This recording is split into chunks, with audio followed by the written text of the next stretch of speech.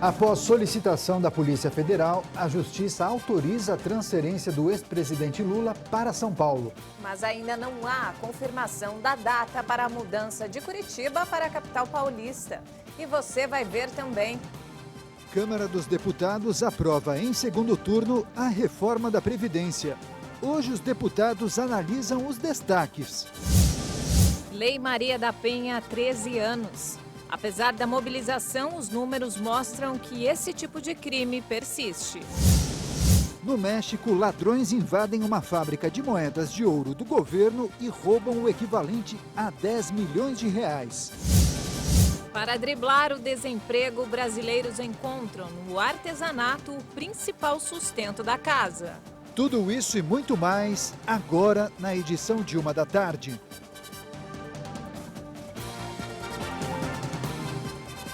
Olá, tudo bem com você? Muito boa tarde. Nós estamos chegando, trazendo as principais notícias do Brasil e do mundo com Juliana Dariva. E com Daniel Caniato. Boa tarde para você nesta quarta-feira, dia 7 de agosto de 2019.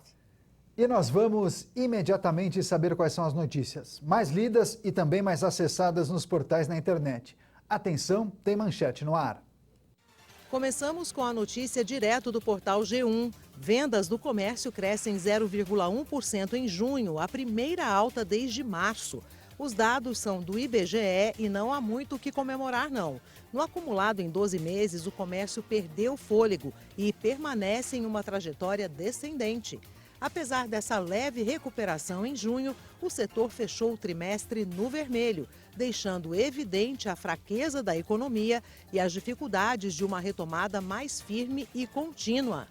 Quem sabe o Dia dos Pais que está vindo aí não dá um refresco, né?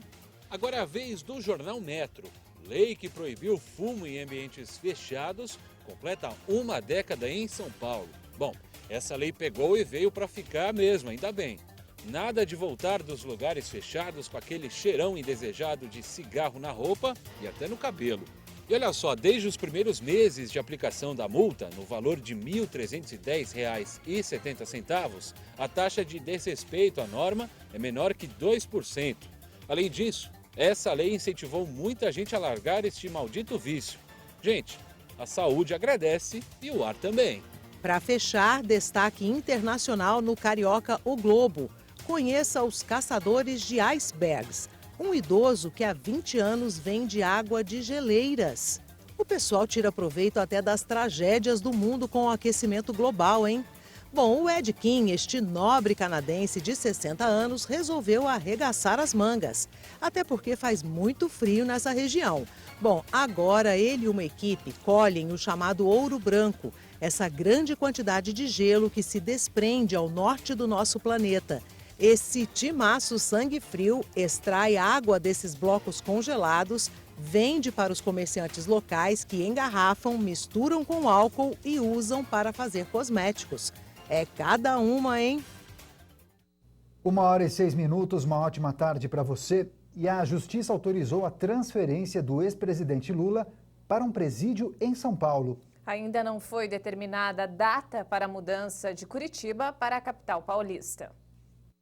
A pedido da Polícia Federal de Curitiba, a juíza Carolina Lebos determinou que Lula volte para seu estado de origem. A Superintendência Regional da PF em Curitiba alegou dificuldades para manter o ex-presidente no local, onde cumpre pena desde o dia 7 de abril de 2018. Ainda não há prazo para a saída do político de Curitiba.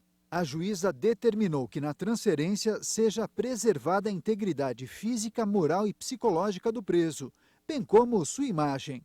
Agora, cabe à Justiça Federal de São Paulo definir onde Lula vai cumprir o restante da pena de 8 anos e 10 meses, por condenação na Lava Jato, no caso do triplex em Guarujá, litoral paulista. Os procuradores do Ministério Público Federal foram contra o pedido de transferência e argumentaram que a remoção somente poderia acontecer após o encerramento das demais ações penais que envolvem o ex-presidente. E a juíza Gabriela Hart decidiu soltar os sobrinhos de dono do grupo Petrópolis, Walter Faria, preso na última fase da Lava Jato. Foram soltos Kleber Faria, Vanuê Faria e Silvio Pellegrini, Maria Helena de Souza, que também foi alvo da operação, teve a prisão temporária convertida em preventiva e segue presa na sede da Polícia Federal em Curitiba. O Ministério Público Federal tinha pedido a conversão da prisão temporária dos 4 investigados para preventiva, mas a juíza acatou o pedido apenas para Maria Helena. Walter Faria chegou a ser considerado foragido, mas se entregou à PF nesta segunda. A Operação Rock City mirou o pagamento de propinas disfarçadas de doações eleitorais e também lavagem de dinheiro. E depois de 5 horas e meia de discussões, a Câmara dos Deputados aprovou em segundo turno e com folga a reforma da Previdência. E hoje os deputados analisam 8 destaques que podem mudar ou não trechos da proposta de reforma. Por 370 votos a 124, o texto base da reforma da Previdência foi aprovado na Câmara dos Deputados em segundo turno. A redação é igual à do primeiro turno, aprovado em julho. As movimentações para discutir a reforma começaram logo cedo, numa reunião entre o ministro da Casa Civil, Onyx Lorenzoni, e o presidente da Câmara dos Deputados, Rodrigo Maia, do DEM. À tarde, Onyx ainda participou de uma reunião com o secretário especial de Previdência e Trabalho, Rogério Marinho, e parlamentares governistas e do Centrão para discutir a aprovação de um crédito extra para pagar as emendas dos deputados.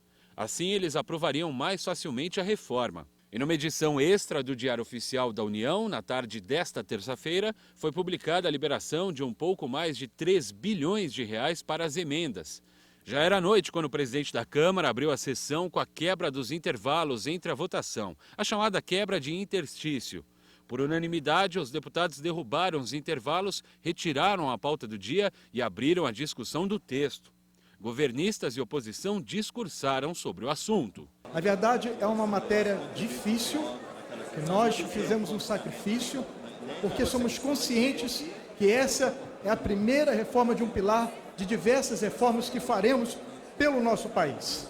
O nosso país precisa da reforma previdenciária, o nosso país precisa também da tributária, da política, da reforma do judiciário e da revisão do Pacto Federativo, todas elas. E enfrentamos de uma forma positiva.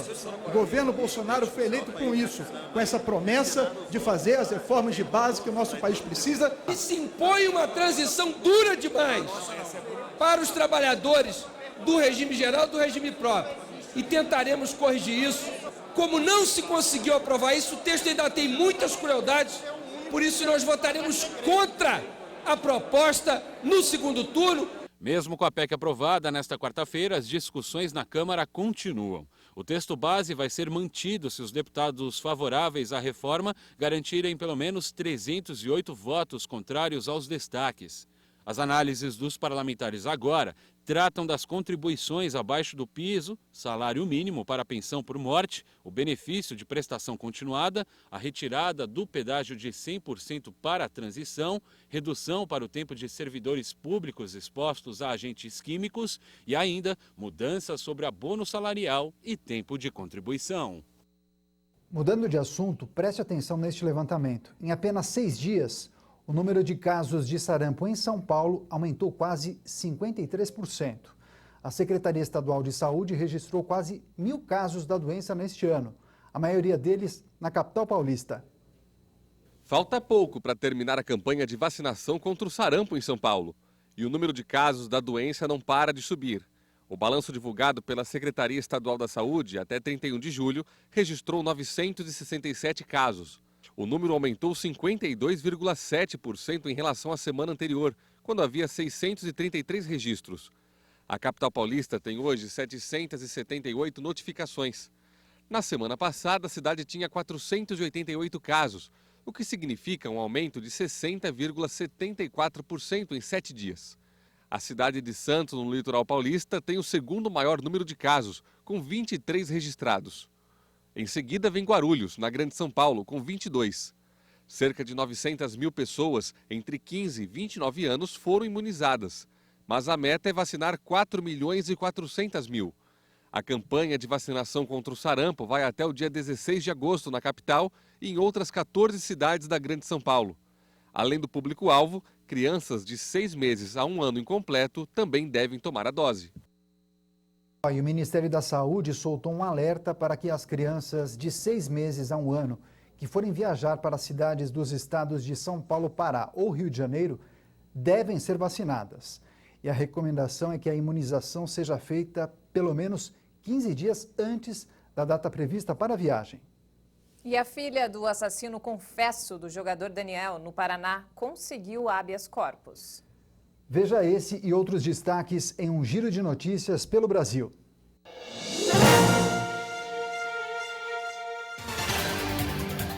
O Superior Tribunal de Justiça atendeu ao pedido da defesa de Alana Brites.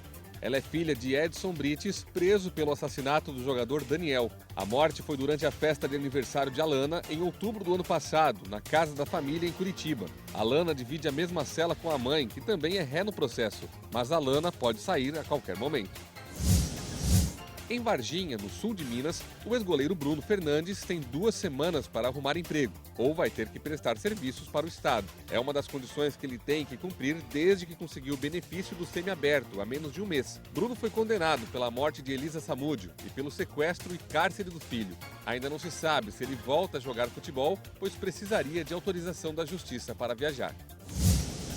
A funcionária de uma loja foi ferida de raspão no braço depois de uma tentativa de assalto a um shopping de Niterói, no Rio de Janeiro. Os criminosos invadiram o local para roubar aparelhos celulares e, na fuga, trocaram tiros com os seguranças. Não há informações sobre o estado de saúde da vítima. A empresária Andressa Ramos de Araújo, acusada de matar o marido Sérgio Fernandes, foi condenada a 13 anos e meio de prisão. O crime foi em São Paulo em 2013. Andressa atirou em Sérgio enquanto ele dormia e alegou legítima defesa, porque foi traída e chamada de gorda. Ela disse que o disparo foi acidental. Para o MP, ela premeditou tudo para ficar com os bens da família. A viúva respondeu ao processo em liberdade e vai recorrer também fora da cadeia. Em Porto Alegre, a Polícia Federal investiga Daniel Lopes da Silveira, de 38 anos, que fingia ser um agente da PF para aplicar golpes em 4 estados. Ele foi preso em um shopping de São Paulo. De acordo com a polícia, ele conhecia as mulheres nas redes sociais e namorava com elas. O falso policial inventava histórias, oferecia vistos e vantagens aos parentes das vítimas, para justificar o dinheiro que pegava delas. A defesa de Daniel vai pedir a soltura dele.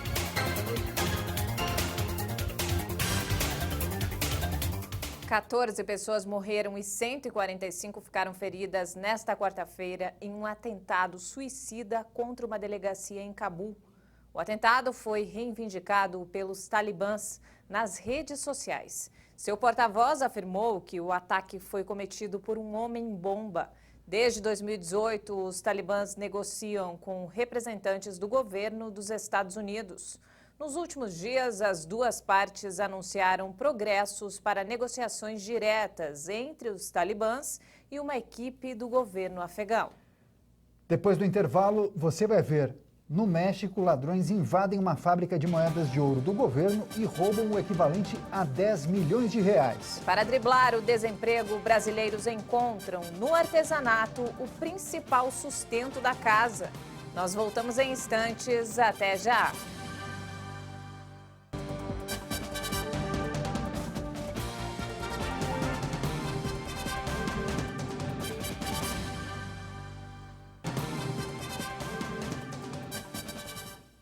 Nós estamos de volta a 1h20 e a Lei Maria da Penha completa 13 anos hoje. Apesar de toda a mobilização para conter a violência contra a mulher, os números mostram que esse tipo de crime resiste em recuar. Mais de uma década depois, e essa norma permanece necessária, muito necessária, e a aplicação deve ser cada vez mais rigorosa. Marias, Terezas, Fernandas, moradoras das regiões sul ou norte, leste, oeste, do interior ou da capital. A violência contra a mulher independe de etnia, renda ou cultura. Mulheres de todos os tipos podem ser vítimas de feminicídio. E os números estão crescendo, mesmo com a lei que criminaliza a violência contra a mulher e com tantas campanhas. Só nos primeiros 6 meses deste ano, 82 mulheres foram vítimas de feminicídio no estado de São Paulo, um aumento de 44% em relação ao mesmo período do ano passado, quando foram registrados 57 casos. Segundo a Secretaria da Segurança Pública, do total de casos registrados no período, 68 foram esclarecidos e seus autores acabaram presos em flagrante ou no curso das investigações. Em outros 8, os criminosos morreram depois das ocorrências. 73% dos casos aconteceram dentro de casa, 60 dos 82 registrados. Desde 2015, a legislação prevê penalidades mais graves para homicídios que se encaixam na definição de feminicídio, que envolvem violência doméstica e familiar ou menosprezo ou discriminação à condição de mulher. Os casos mais comuns desses assassinatos acontecem depois da separação do casal. O feminicídio representa a última etapa de uma escalada de violência ou de um relacionamento possessivo, doentio e abusivo. Em geral, depois das agressões, o ofensor costuma se mostrar arrependido, confundindo a mulher que fica pressionada a manter o relacionamento, principalmente quando o casal tem filhos. E atenção, para evitar que esses crimes continuem crescendo, a mulher precisa observar as mudanças de comportamento do companheiro e também ficar atenta a alguns sinais que podem indicar que o relacionamento não vai bem. Muitas vezes, por causa do sentimento de posse, o parceiro passa a monitorar os passos da vítima por meio de controle das mensagens recebidas nas redes sociais ou até reclamando do tipo de roupa que ela usa. Um garoto de 10 anos morreu no município de Feira de Santana, na Bahia, após ser atingido por uma bala perdida. Veja esse e outros destaques em um giro de notícias pelo país.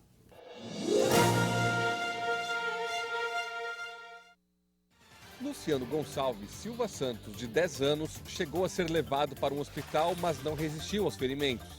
Ele estava com a mãe na área comum do condomínio. 2 homens invadiram o prédio atrás de um morador e começaram a atirar. Um dos tiros atingiu a criança. Um suspeito já foi identificado e é procurado. A polícia segue na investigação do caso. Em Goiânia, um homem foi preso suspeito de atropelar a ex-mulher e o próprio filho, de 5 anos, no dia do aniversário da criança. Segundo a polícia, o agressor, de 33 anos, não aceitou a separação e jogou o carro contra a família. Os 2 sofreram ferimentos leves e passam bem. O crime aconteceu quando a mãe buscava o filho na creche. O homem será atuado por tentativa de feminicídio e tentativa de homicídio. A polícia do Rio de Janeiro prendeu Márcio Júnior Silva de Souza, o Marcinho, apontado como o maior assaltante de ônibus na Baixada Fluminense. Segundo os investigadores, ele participou de aproximadamente 100 roubos em 2 anos.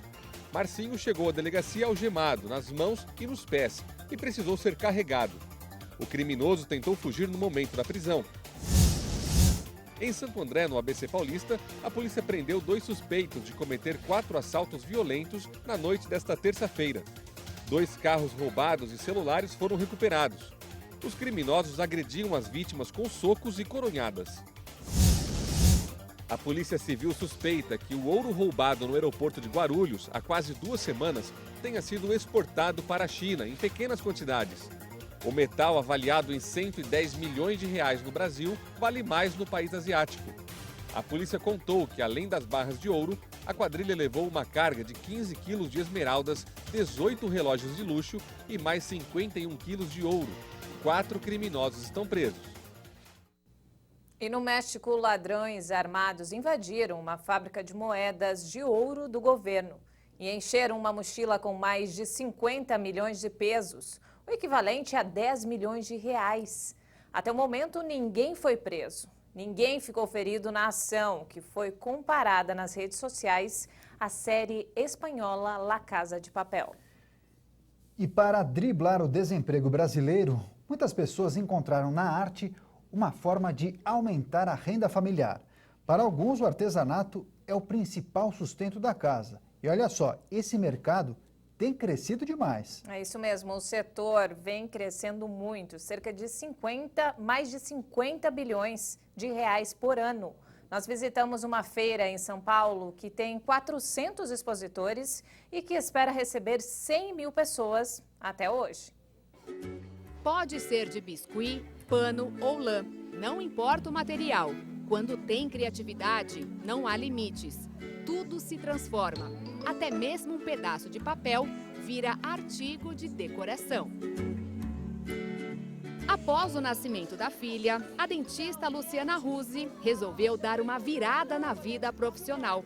Para ficar mais perto dela, montou em casa um ateliê especializado em personalizar papéis. Eu fui em busca de alguma coisa que me desse a mesma felicidade do trabalho, mas que também trouxesse a renda. A Laís tem uma história bem parecida. Também abriu mão de um emprego por causa da filha. Ela trabalhava numa multinacional. E agora, o seu principal negócio é patchwork, artesanato feito com retalhos de tecidos. Eu tenho uma paixão, eu tenho um amor pelo meu trabalho. Eu consigo ter um horário flexível para cuidar da minha casa, cuidar da minha família e ter realmente o contato com pessoas, né, que têm essa mesma paixão que eu. Então, realmente, eu já me sinto realizada com esse tipo de trabalho. De acordo com o IBGE, 10 milhões de pessoas no Brasil encontraram no artesanato uma fonte de renda em tempos de crise. E hoje, esses profissionais ajudam a movimentar 50 bilhões de reais por ano. Normalmente nós temos aquele que faz por hobby, alguns, bastante deles fazem por terapia. A gente tem N casos de pessoas que usam o artesanato para cura mesmo, e uma grande parte que hoje, em razão desse desemprego no país, está se tornando a maior parte, que é o grupo que faz disso um objetivo de trabalho, uma fonte de renda para a família. Se você acha que o artesanato é só para mulheres, está enganado, pois saiba que esse universo também é masculino. Tem muito homem que se viu em dificuldade financeira ou fora do mercado de trabalho, que fez disso sua principal fonte de renda. E hoje faz tanto sucesso quanto elas. Com mais de 50 anos, Afonso se viu forçado a mudar de foco na profissão. Segundo ele, a antiga ocupação, que era de estilista, exigia pessoas mais jovens. Como sempre trabalhou com tecido, resolveu criar estampas para eles. No Brasil, infelizmente, quando você tem 50 anos dentro de uma empresa, você é velho, né? Então as portas se fecham. Eu precisava trabalhar. Eu comecei a vender os meus artesanatos em feiras livres, em feirinhas de artesanato, de praças, de shoppings, e a coisa foi indo. O artesanato, hoje, é fundamental para impulsionar a economia do país. Toda uma cadeia, que é a indústria que fornece a matéria-prima, a logística para a entrega desses produtos, que ninguém nunca pensa muito nisso, não é? A embalagem. Então, o artesanato envolve muita coisa, porque normalmente o artesão não usa um único produto. Ele usa vários produtos e várias formas de venda.